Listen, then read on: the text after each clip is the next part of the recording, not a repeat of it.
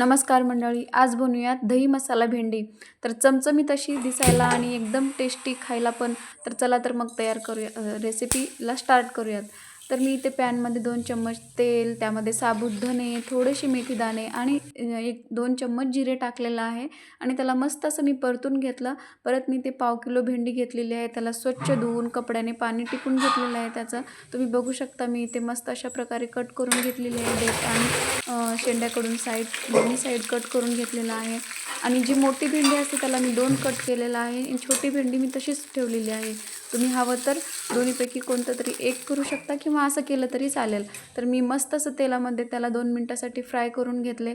तोपर्यंत आपण इकडे एका बाउलमध्ये अर्धा बाउल दही घेऊन त्यामध्ये काश्मीरी लाल तिखट, आपलं हे हळद आणि धनेपूड, जिरेपूड टाकून मी मस्त असं एकजीव केलं। परत त्यानंतर मी अर्धा बाउल मी त्यामध्ये बेसन पीठ टाकून त्याला परत आणखीन एकजीव करून मिश्रण सगळं एकजीव करून घेतलं आहे।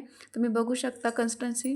तर त्यानंतर आपली इकडे मस्त भेंडी अशी फ्राय झालेली आहे। तर मी एका प्लेटमध्ये काढून घेतलं आणि त्याच पॅनमध्ये आपल्याला ते तयार मिश्रण टाकायचं आहे आणि त्याला 1-2 मिनिटासाठी आपल्याला सगळं असं छान परतून घ्यायचं आहे।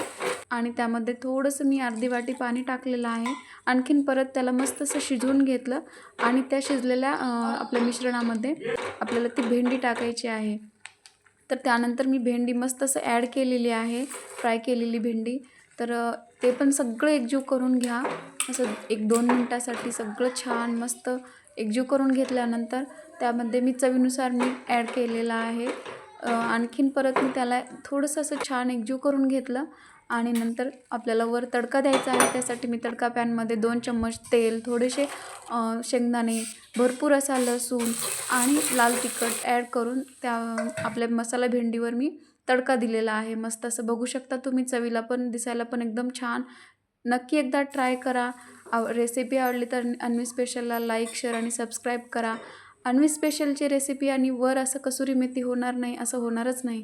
तर त्यावर मी असं मस्त कसुरी मेथी पेरली, दिसायला किती छान दिसत आहे। तुम्ही पण नक्की एकदा ट्राय करा। भेटूया अशाच नवनवीन एपिसोडसोबत, तोपर्यंत थँक्यू।